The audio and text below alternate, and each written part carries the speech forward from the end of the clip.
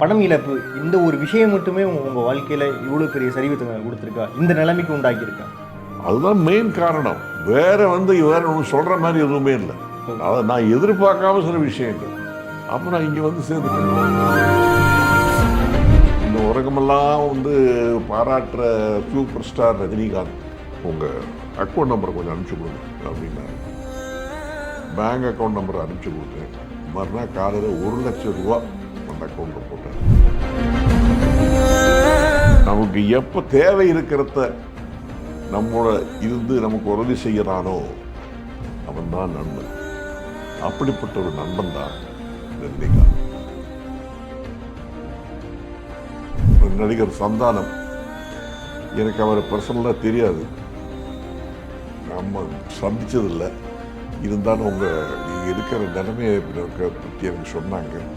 எனக்கு ரொம்ப வருத்தமாக இருக்கு. நான் உங்களை பார்க்கணும். சார், நீங்கள் தற்போதைய முதல்வர் விஜய் அவர்களோட கூட நடிச்சிருக்கீங்க. நான் அவரோட நடிச்சிருக்கேன். எனக்கு அவரை சுமார் 25 வருஷமாக தெரியும். தங்கம். அவர் அவ்வளவு நல்லவர். அம்மாவுக்கு ரொம்ப சும்மில்ல,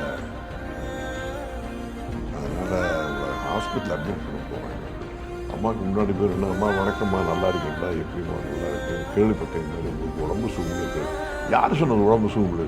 சும்மா ஒரு செக்கப்பு அவ்வளோதான். ஒரு 2 நாள் அப்படியே அப்போலோவில் போய் செக்கப்லாம் நடத்தி ட்ரீட்மெண்ட்லாம் முடிஞ்சு நான் வந்துடுவேன்.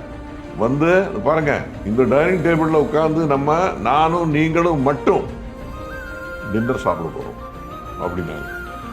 அப்போலோவில் போய் அட்மிட் ஆகிறப்பட்டு திருப்பி வரல.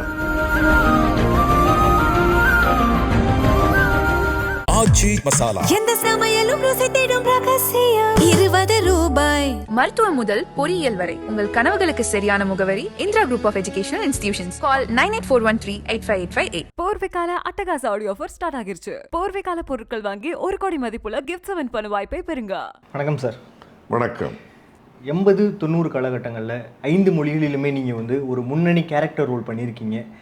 தற்போதைய நிலை என்ன காரணம் சார்? 80-90களில் சொல்கிறத விட 70, 80, 90, 70. நான் என்னோட கெரியர் நான் ஆரம்பித்தது 71. 50 வருஷத்துக்கு மேலாச்சு. நிறைய 100 படங்களுக்கு மேலே ஹீரோவாக நடிச்சிருக்கேன். அது இல்லாமல் 50 படங்கள் குணச்சித்திர பாத்திரங்களில் முக்கியமான வேஷங்களில் நடிச்சிருக்கேன். ஒரு நடிகன் மட்டும் இல்லாமல் நடிகர், ஒரு தயாரிப்பாளர், இயக்குனர், அது இல்லாமல் ஒரு அட்மினிஸ்ட்ரேட்டர்னால் நான் இங்கே South Indian film chamber of commerce, அதாவது தென்னிந்திய திரைப்பட வர்த்தக சபை, அதோட பிரசிடெண்ட்டாக இருந்திருக்கேன். இந்தியாவை ரெப்ரசன்ட் பண்ணி அமெரிக்கா சிக்காகோ நகரத்தில் போய் சுமார் 1000 பேருக்கு முன்னாடி பேசியிருக்கேன். அதாவது ரோட்டரியோட ஃப்யூச்சரை பற்றி, millennium, the next millennium of Rotary அப்படின்னு. இதெல்லாம் நடந்த விஷயங்கள். அதெல்லாம் பண்ணது நான் அதை பற்றி ஒன்றும் இப்போ பேசிகிட்டு இருந்தால் வேலை ஆகாது. கடைசியில் எனக்கு ஒரு ஒரு ஒரு நிலைமை, என்னோட நிலைமை இப்படிப்பட்ட ஒரு ஸ்தாபனத்தில், அதாவது ஓல்டேஜ் ஹோம், இதில் தங்குற நிலைமை. அதனால் அதை பற்றி நான் கவலைப்படலை. லைஃப்பில்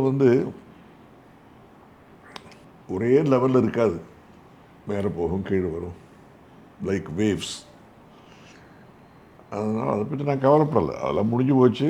இப்போ இந்த நிலைமைக்கு கடைசியில் இங்கே செட்டில் ஆகிட்டேன். அதான் சார், என்ன காரணம்னு கேட்குறேன். என்ன காரணம்னு நீங்கள் கேட்டால் பல காரணங்கள் சொல்லலாம். முக்கியமாக சொல்லப்போனால் நல்ல படங்கள் எடுத்தேன். Film and television institute of India, Poona, அங்கே பயின்று ஃபஸ்ட் கிளாஸ் வாங்கி வந்த முதல் தமிழ் மாணவன் நான் தான், நடிகர். அதனால் அதுக்கு அங்கே நான் கற்றுக்கிட்டதை நம்ம செய்யணும், நல்ல படங்கள் செய்யணும்னு சொல்லி ஒரு ஆர்வத்தோடு நல்ல படங்கள் எடுத்தேன்.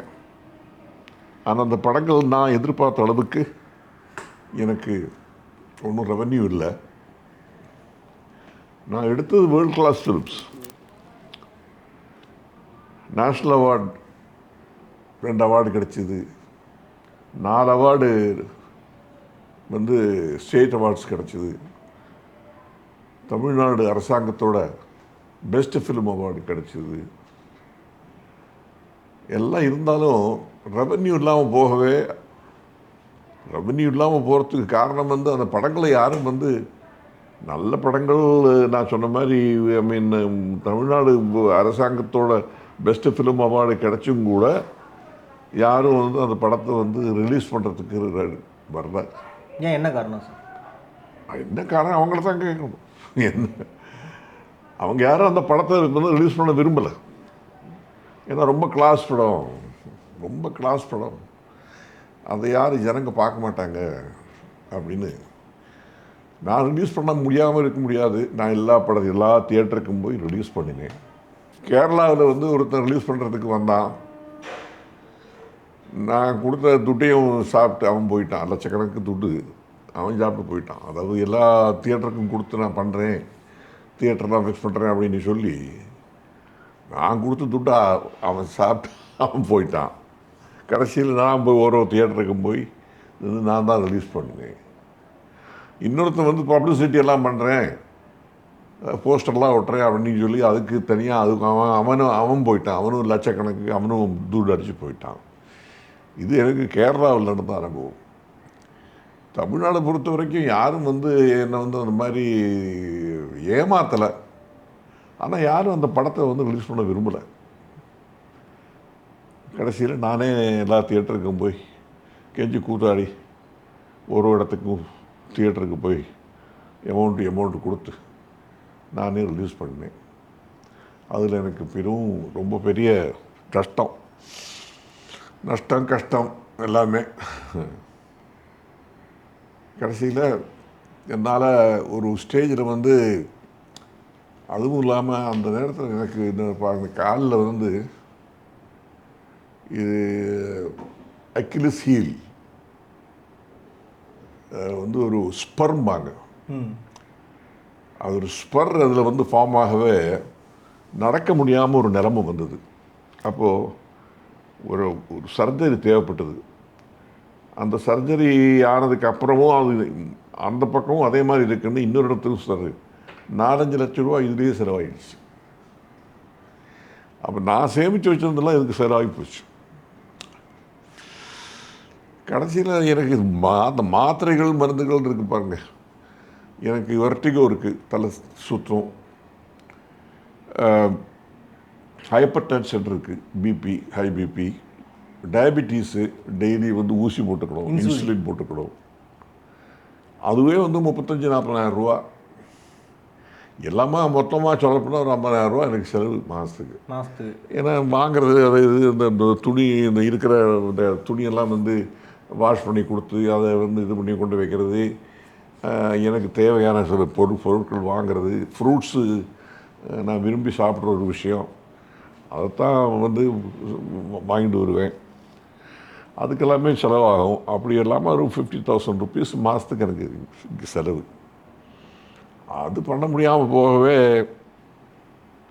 இந்த ஸ்தாபனம் வந்து நடத்துகிற ட்ரஸ்ட் இருக்குது பாருங்கள். அந்த ட்ரஸ்ட்டில் வந்து ரோட்டரியை சேர்ந்த நிறைய மெம்பர்ஸ் இருக்காங்க.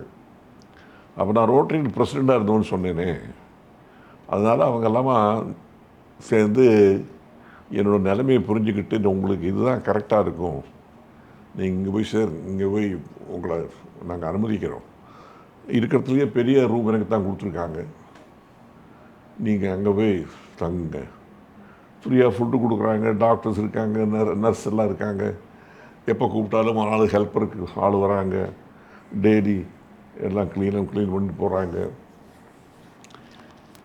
அப்படி போயிட்டுருக்கு லைஃபு. அதை பற்றி கண்டிப்பாக சார். பணம் இழப்பு இந்த ஒரு விஷயம் மட்டுமே உங்கள் வாழ்க்கையில் இவ்வளோ பெரிய சரிவு கொடுத்துருக்கா, இந்த நிலைமைக்கு உண்டாக்கியிருக்கா? அதுதான் மெயின் காரணம். வேறு ஒன்று சொல்கிற மாதிரி எதுவுமே இல்லை.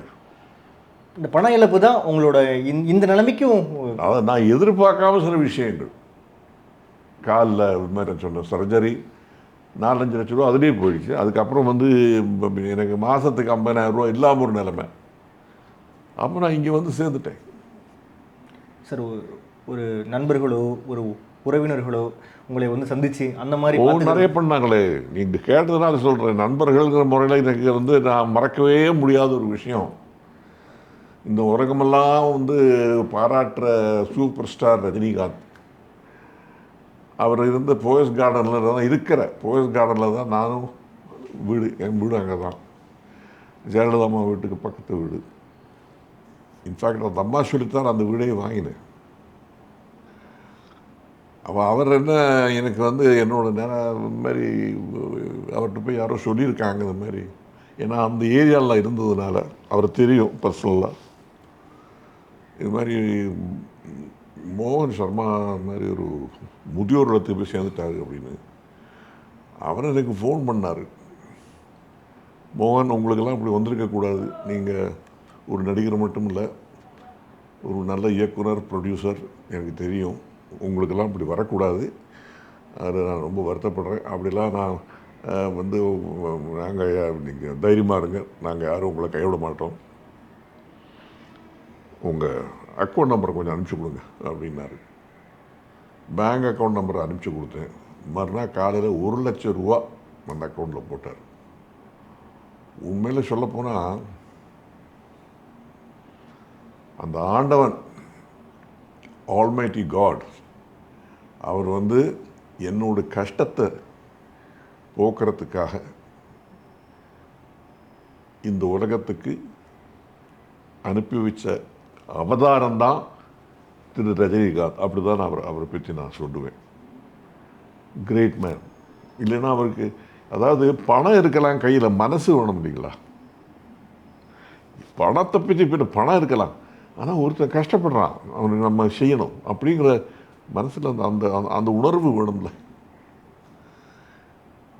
அது தோணி அவர் தான் வந்து என்னை உண்மையிலேயே அந்த நேரத்தில் எனக்கு தெரியும். A friend in need is a friend in deed அப்படிம்பாங்க. நமக்கு எப்போ தேவை இருக்கிறத நம்மோட இருந்து நமக்கு உதவி செய்கிறானோ அவன்தான் நண்பன். அப்படிப்பட்ட ஒரு நண்பன் தான் ரஜினிகாந்த். அவர் செஞ்சதுனால தான் நான் அந்த நேரத்தில் உண்மையிலேயே என்னோட தன்மானம் பாங்கலை, செல்ஃப் ரெஸ்பெக்ட், அதை காப்பாற்றினவர் அவர், என்னோட டிக்னிட்டியை காப்பாற்றினவர். அதை நான் மறக்கவே முடியாது. கண்டிப்பாக சார். சார், இப்போ அடுத்து ரஜினிகாந்தை தொடர்ந்து வேறு எந்த நடிகர்கள் வந்து எதுவும் பேசினாங்களா உங்களுக்கு? இப்போ வந்து நீங்கள் கேட்டதுனால சொல்கிறேன், நடிகர் சந்தானம். எனக்கு அவரை பர்சனலாக தெரியாது. அவர் ஃபோன் பண்ணி, பிரதர் நான் வந்து நடிகர் சந்தானம் பேசுகிறேன், நான் எனக்கு உங்களுக்கு எங்களுக்கும் நம்ம சந்தித்ததில்லை, இருந்தாலும் நீங்கள் இருக்கிற நிலைமையை பற்றி எனக்கு சொன்னாங்க, எனக்கு ரொம்ப வருத்தமாக இருக்குது, நான் உங்களை வந்து பார்க்கணும், உங்கள் அட்ரஸ் என்ன அப்படின்னு சொல்லி எங்கிட்ட தான் அட்ரஸ் வாங்கினார். அவர் ஒரு வாரம் நினைக்கிறேன், இது வரைக்கும் வரலை. பட் அந்த மாதிரி என்னோட ஒரு உறவினர், நான் பூனா ஃபிலிம் இன்ஸ்டியூட்டில் சேர்ந்து அங்கேருந்து ஃபஸ்ட் கிளாஸ் இந்த பாஸ் பண்ணி வந்த முதல் தமிழ் மாணவன் நடிகர் நான் தான். 100 படங்கள் ஹீரோவாக பண்ணியிருக்கேன், 50 படங்கள் குணச்சித்திரம் தான் பண்ணியிருக்கேன். அப்போ அங்கே பூனாவில் நான் படிக்கும்போது லா காலேஜ் ரோடுன்னு பேர். நான் வந்து இப்போ ஃபிலிம் இன்ஸ்டியூட்டு, அந்த பக்கம் லா காலேஜ், ரெண்டுமே ஒரே ரோடு தான். லா காலேஜில் படிச்சுட்டு இருந்தது என்னோட ஒரு கசின், அவர் பேர் முரளின்னு பேர். அவர் வந்து என்னோட கசின்றதோட என்னோட பெரிய ஃப்ரெண்டு. அவர் வந்து இதை பற்றி கேள்விப்பட்டு 2 லட்சம் ரூபா அவர் அனுப்பிச்சிட்டாரு. அது இல்லாமல் பஜ்ரா காலேஜில் நான் கிராஜுவேட்டு, பஜ்ரா காலேஜ் இருந்த நண்பர்கள் அவங்கெல்லாம் வந்து முடிஞ்ச அளவுக்கு ஏதோ 25, அது 50 அப்படின்னு ஏதோ எல்லாம் அனுப்பிச்சிருக்காங்க. இதில் தான் வந்து என்னோட செலவுகள்லாம் பார்த்து போயிட்டுருக்கேன். ஒரு 2 மாதம் முன்னாடி ஒரு மலையாள படம் போய் பண்ணினேன். சென்னையில் வந்து ஒரு ப்ரொடக்ஷன் கம்பெனி சிவகார்த்திகேயன் அவரோட கம்பெனிலெல்லாம் என்னை கூப்பிட்டு விட்டாங்க ஒரு படம் பண்ணுறதுக்காக. அது போய் அவங்க பேசிட்டு வந்திருக்கேன். அவங்க வந்து டேட்டெல்லாம் வாங்கியிருக்காங்க. அந்த படம் ஸ்டார்ட் ஆகுது செப்டம்பரில். டிசம்பரில் ஸ்டார்ட் பண்ணுற ஒரு சீரியலுக்காக கேட்டிருக்காங்க. அதுக்கும் டேட்டு கொடுத்துருக்கேன். ஸோ அதிலெல்லாம் வர இன்கம் தான் என்னை வந்து இப்போது இங்கே இருக்கிறதுக்கு உதவி செய்யுது. கண்டிப்பாக சார். சார் நீங்கள் வந்து தற்போதைய முதல்வர் விஜய் அவர்களோட கூட நடிச்சிருக்கீங்க. அவர்கிட்ட நீங்கள் ஏதாச்சும் ஒரு கோரிக்கைகள் வைக்கிறீங்களா? ஐயா, நீங்கள் விஜய் பற்றி சொன்னதுனால சொல்கிறேன். நான் அவரோட நடிச்சிருக்கேன். எனக்கு அவரை வந்து சுமார் 25 வருஷமாக தெரியும். தங்கம். அவர் வந்து அவ்வளவு நல்லவர். ரொம்ப பழகிறதுக்கும் சரி, நான் ஒரு சூப்பர் ஸ்டார், நான் பெரிய ஸ்டார், அந்த இதெல்லாம் கிடையவே கிடையாது. ரொம்ப ஸ்ட்ரெயிட் ஃபார்வர்டு மேன், ரொம்ப simple man, very nice man. அப்போ நான் அவரை முதலமைச்சர் ஆனதுக்கப்புறம் அவர் வந்து பார்க்கணும்னு சொல்லி ஒரு மனு கொடுத்துருக்கேன். உங்களை வந்து பார்க்கணும், நான் சந்திக்கணும் அப்படின்னு. அது வந்து அவங்க இதுலேருந்து ஃபோன் பண்ணாங்க.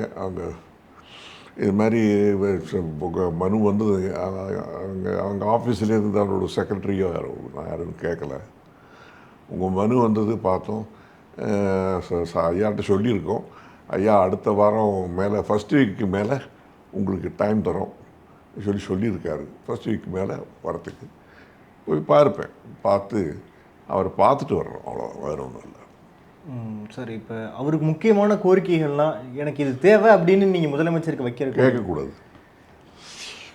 நீங்கள் ஒரு விஷயம் தெரிஞ்சுக்கங்க. முதலமைச்சர் ஃபண்ட்ஸு, இந்த சீஃப் மினிஸ்டர்ஸ் ரிலீஃப் ஃபண்ட் இருக்கு பாருங்கள், அது பொது ஜனங்களுக்காக. தனிப்பட்ட மனிதர்களுக்கு யாருக்கும் அதில் கேட்குறதுக்கு, கோரிக்கை வைக்கிறதுக்கு யாருக்கும் அதிகாரம் கிடையாது. நான் போய் எனக்கு கொடுங்க அதிலிருந்து தான் கேட்கக்கூடாது, கேட்கவும் மாட்டேன். ஸோ என்னை பொறுத்த சரி, அவராக வந்து விரும்பி ஏதோ அவரை பார்ட்டியிலிருந்து ஏதாவது செஞ்சாங்க, அது வேறு விஷயம். அதை பற்றியும் நான் கவலைப்படல. வந்ததுன்னா ஓகே, இல்லைனாலும் வந்து நான் அவரை ரொம்ப ஆதரிக்கிற ஒரு நண்பர்ங்கிற முறையில் தான் அவரை போய் பார்க்க போகிறேன்.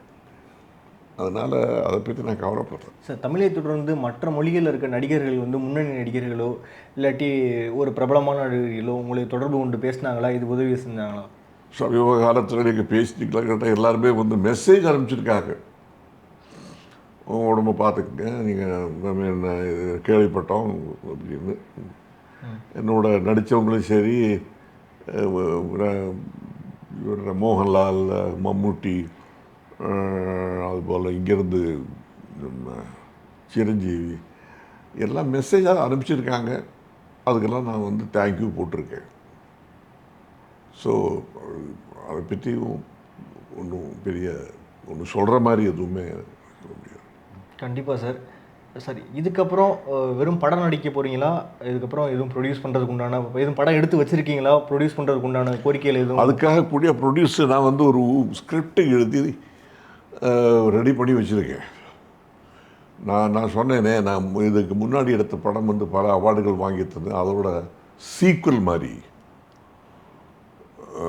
நம்ம கிராமம்ங்கிற படம் தான் வந்து அவார்டு வாங்கின படம். அதோட சீக்குவலாக ஒரு ஸ்கிரிப்ட் எழுதி வச்சுருக்கேன். அது வந்து ஒருத்தருக்கு நான் சொல்லி அதை கொடுத்துருக்கேன். அவங்க வந்து அப்ரூவ் பண்ணியிருக்காங்க. ஆனால் அது நம்ம ஸ்டார்ட் பண்ணுறதுக்கு கொஞ்சம் லேட் ஆகும். ஜனவரி, பிப்ரவரி ஆகிடும். அந்த நேரத்தில் ஸ்டார்ட் பண்ணுற நேரத்தில் நான் கொஞ்சம் கூட ரிலாக்ஸ் ஆகிடுவேன். நம்ம இந்த தப்பு பண்ணியிருக்கோம், இந்த தப்புனால தான் நம்ம இந்த நிலைமைக்கு வந்திருக்கோம்னு என்னைக்காச்சும் ஒரு நாள் நீங்கள் யோசிச்சிருக்கீங்களா? கிடையாது.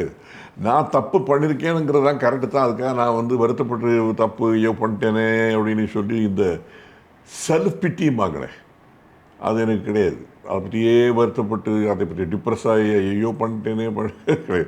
பண்ணேன் அதை பற்றி கவலைப்படலை. அதுக்காக கூடிய விளைவுகள் என்ன இருக்கோ அதை நான் ஃபேஸ் பண்ணுவேன். I take it as a challenge. அதனால் அதை பற்றியெல்லாம் கவலையே படக்கூடாது. அதாவது 2 விஷயம் வந்து எனக்கு தெரியாது. ஒன்று பயம், இன்னொன்று வந்து நான் சொன்னேனே இது மாதிரி ஐ மீன் அந்த பயங்கிறது வந்து என்னோடய அகராதியிலேயே கிடையாது. அந்த மாதிரிலாம் பயந்துக்கிறதுலாம் நான் இல்லை. வந்தது பார்த்துக்கலாம், அந்த நேரத்தை சேலஞ்சாக எடுத்துப்போம் அப்படிங்கிறது. கண்டிப்பாக சார். சார் உங்களோட உறவினர்களில் இருப்பாங்களா, அவங்க எதுவும் உங்ககிட்ட வந்து பேசினாங்களா? ஒரு தனிமையாகவே இருக்கீங்களே, இப்போ ஒருத்தவங்க ஒரு எங்கே போனாலும் இப்போ யாருக்கா இருந்தாலும் ஒருத்தவங்க கூட ஒருத்தவங்க இருக்கணும். நிறைய பேர் இருக்காங்க, உறவினர்கள் நிறைய பேர் ஃபோன் பண்ணுறாங்க, பேசுகிறாங்க, எப்படி இருக்கீங்க நல்லா கேட்குறாங்க, எல்லாம் இருக்குது, எல்லாம் நடந்துகிட்டு தான் இருக்குது. என்னோட சிஸ்டர், என்னோட உடம்பிறப்பு சிஸ்டர், பெரிய சிஸ்டர், அவங்களுக்கு 95 வயசாச்சு. அவங்க இங்கே தான் இருக்காங்க, ஈஸ்ட் கோஸ்ட் ரோட்டில். அவங்க டெய்லி எனக்கு ஃபோன் அடிக்கிறாங்க, எப்படிப்பா இருக்க, என்ன பண்ணுற, எப்படி இருக்க, தைரியமாக இரு, ஒன்றும் இல்லை, லைஃப்பில் வந்து இதெல்லாம் நடக்கிறது தான், அதுக்காக கவலைப்படாத. அவங்களுக்கு என்னை பற்றி தெரியும், நான் அந்த மாதிரி டைப் தான், நான் கவலைப்படலை. அவங்க சொல்கிறாங்க, அவங்க வந்து என்னோட 15 வயசு ஜாஸ்தி, 95 வயசாச்சு, அதனால் அந்த இதில் சொல்கிறாங்க. அதை எடுத்து ஓகேக்கா, சரியக்கான்னு சொல்லி நான் ஃபோனை வச்சுருவேன். அதெல்லாம் அவங்களுக்கு கவலைப்படலை. சார் இப்போ இங்கே இருக்கிறதுக்கும் ஒரு தனியாக வீடு எடுத்து தங்கி இருக்கிறதுக்கும் நிறைய வித்தியாசங்கள் இருக்குது. ஏன் சார் நீங்கள் அந்த மாதிரி கூட இருக்கலாம்ல? தனியாக வீடு எடுத்து இருந்ததுன்னா எல்லாமே நான் பார்த்துக்கணும், எல்லாத்துக்குமே வந்து நான் தான் எல்லாம் வந்து ஆளை வச்சுக்கிட்டு அதுக்கு அந்த தேவையெல்லாம் இங்கே இல்லையே. இங்கே தான் இருக்கேன். நான் சொன்னேனே, டாக்டர்ஸ் இருக்காங்க, நர்சஸ் இருக்காங்க, ஹெல்ப்பர்ஸ் இருக்காங்க,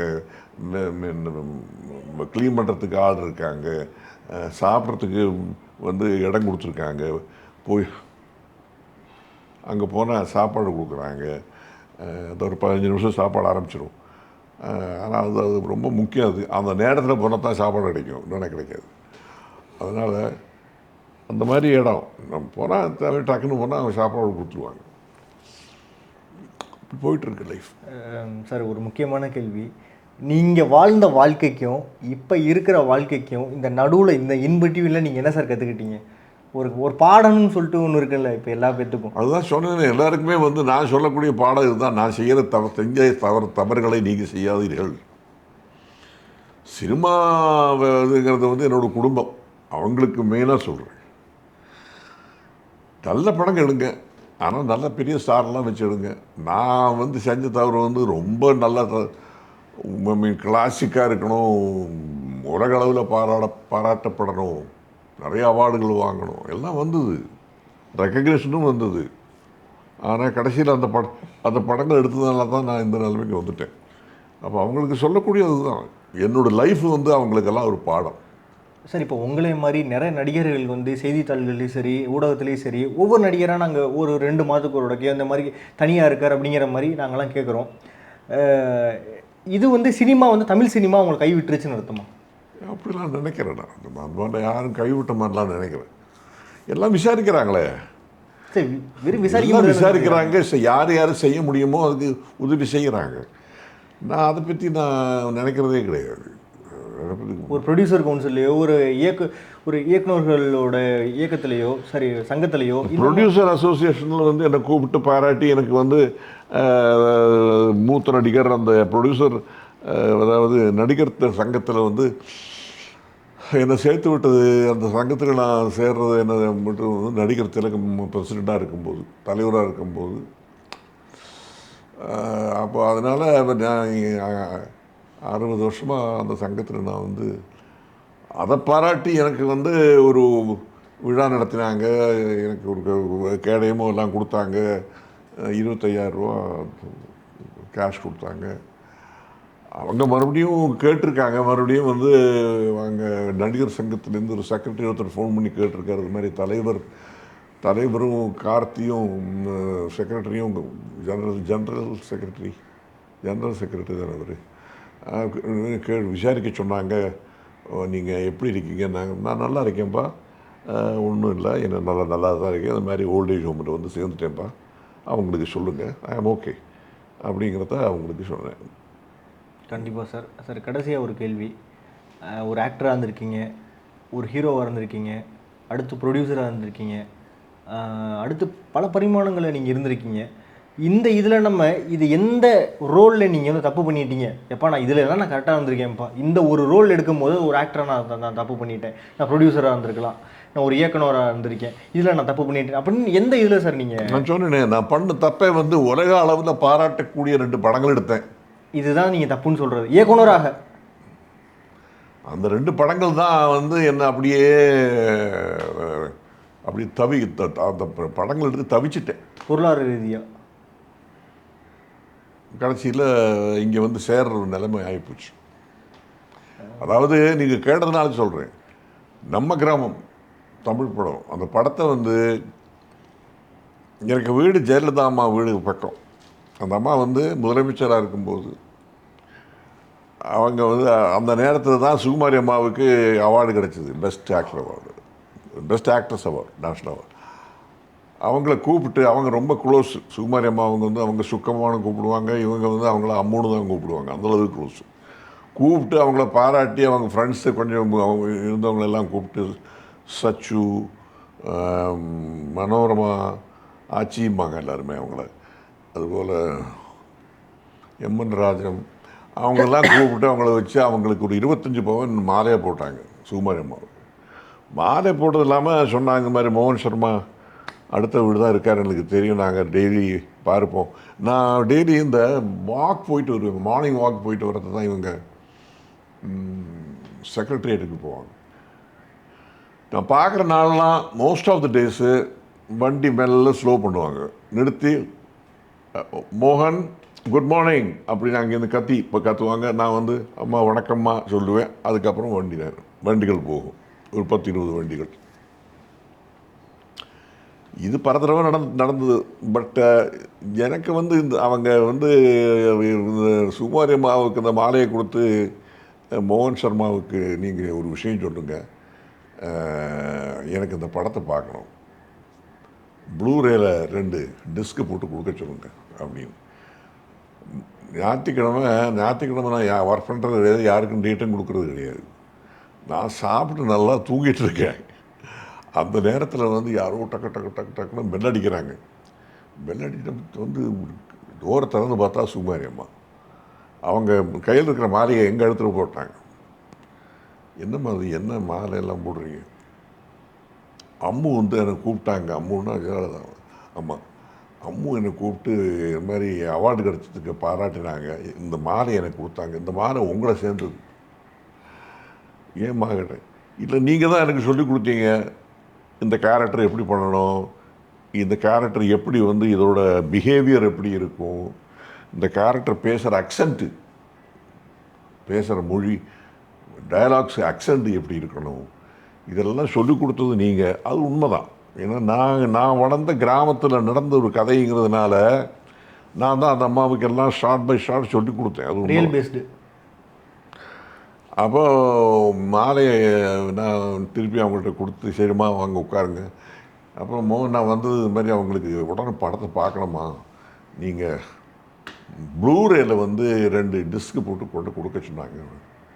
சரின்னு சொல்லி ராயப்பேட்டை ஹாஸ்பிட்டலுக்கு ஆப்போசிட்டில் ஒரு வட இந்தியக்காரன் ஒரு பையன், ஒரு 20 வயசு இருக்கும், அவன் போர்டு போட்டு வச்சுருந்தான். அவனை போய் பார்த்தேன் நேரம். ஒரு சின்ன ரூம், அவனோட உட்காந்தேன். இது பண்ணேன். எனக்கு என்ன பயம், தமிழ் தெரிஞ்சவங்க யாராவது இருந்தால் இதை அப்படியே காப்பி பண்ணி ரிலீஸ் பண்ணுவாங்களோ பயம். அதனால் தான் வட இந்தியக்காரன் பையனை பார்த்து பக்கத்துலேயே உட்காந்து 2 டிஸ்க் எடுத்தேன். எடுத்து நேராக 7:30 ஆகி போச்சு. நேராக ஓடினேன், போயஸ் கார்டனுக்கே போனேன். போய் நான் போகிறத 8 மணிக்கு 8 நிமிஷம் 8 அடிக்கிறதுக்கு 5 நிமிஷம் பூங்குன்றன் அவர்கிட்ட தான் கொடுக்க சொல்லியிருந்தாங்க, அம்மாவோட பிஏ.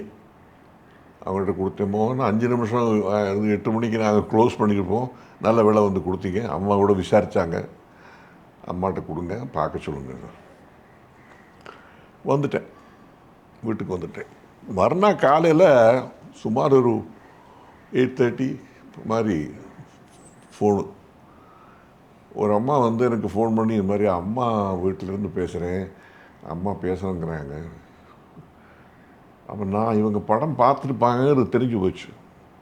ஃபோனில் அவங்க சொன்னது முதல் இது, மோகன் நம்ம கிராமம் உங்கள் படத்தை பார்த்தேன், நான் தூங்கவே இல்லை மோகன் அப்படின்னாங்க. என்னாச்சும்மா, ஏதாவது தவறு பண்ணிட்டேன்னா? தவறா? நான் ரொம்ப பாதிக்கப்பட்டேன் உங்கள் படத்தால். என்னாச்சும்மா எனக்கு? ஏன்னா அந்த படத்தை பார்த்ததுக்கப்புறம் நான் ரொம்ப அழுதுட்டேன். என்னால் தூங்கவும் முடியல. அதனால் காலையில் உங்களுக்கு ஃபோன் பண்ணி பேசிட்டு தான் இங்கேருந்து செக்ரட்டரி கிளம்பணும் தான் ஃபோன் பண்ணுறேன். இந்த படத்தை நீங்கள் யாருக்கும் கொடுக்கக்கூடாது. இதை நாங்கள் ஜெயா டிவியில் நான் வாங்கிக்க சொல்லிக்கிறேன், சேட்டலைட் ரைட். நீங்கள் என்ன எதிர்பார்க்குறீங்க அப்படின்னாங்க டக்குன்னு. நான் சொன்னேன், அம்மா எனக்கு எல்லாமே 1.25 கோடி ரூபா எனக்கு கடன் இருக்குது. இந்த படத்துக்கு நான் வந்து கொடுக்க வேண்டியது பேங்குக்கு. அவ்வளவு அந்த ரூபா எனக்கு கிடச்சா போருமா, நான் எப்படியாவது கடன்லேருந்து வெளியே வந்துடுவேன். ஓஎஸ் அது ஓகே, 1.25 கோடி ரூபா நான் வந்து சாங்ஷன் பண்ணிடுறேன், நீங்கள் வந்து பூங்குன்றனை பார்த்துட்டு இருக்கேன் அப்படின்னாங்க. அப்போ வாரத்தில் ஒன்ஸ் ஆர் டுவைஸ் பூங்குன்றனை பார்ப்பேன். ஒரு நாள் காலையில் ஒரு 8:30 இருக்கும், வீட்டில் உட்காந்துருக்கேன். எல்லாமே வந்து இந்த நியூஸ் எல்லாமே அந்த ஒரு விஷயமும் அந்த தெருவில் அந்த ஏரியாவில் நடக்கிற நியூஸ் எல்லாமே வந்து இந்த வேலை செய்கிற பொம்பளை தான் வந்து எங்கிட்ட வந்து சொல்லும். அந்த பொம்பளை வந்து இது மாதிரி, ஐயா உங்களுக்கு தெரியுமா, பக்கத்தில் ஒரே வெளியே வந்து ஒரே ஆர்ப்பாட்டமாக இருக்குது, 1000க்கு மேலே ஜனங்க இருக்கிறாங்க, எல்லாம் வந்து அம்மா வாழ்க அம்மா வாழ்கன்னு கத்துறாங்க. அமைச்சர்கள் வண்டி ஒரு 50-60 வண்டி நிற்குது, போலீஸ்காரங்க நிற்கிறாங்க, பெரிய பந்தோபஸ்து. அம்மாவுக்கு உடம்பு சுகமில்லை, அதனால் அவங்கள ஹாஸ்பிட்டல் அட்மிட் பண்ண போகிறாங்க அப்படின்னு.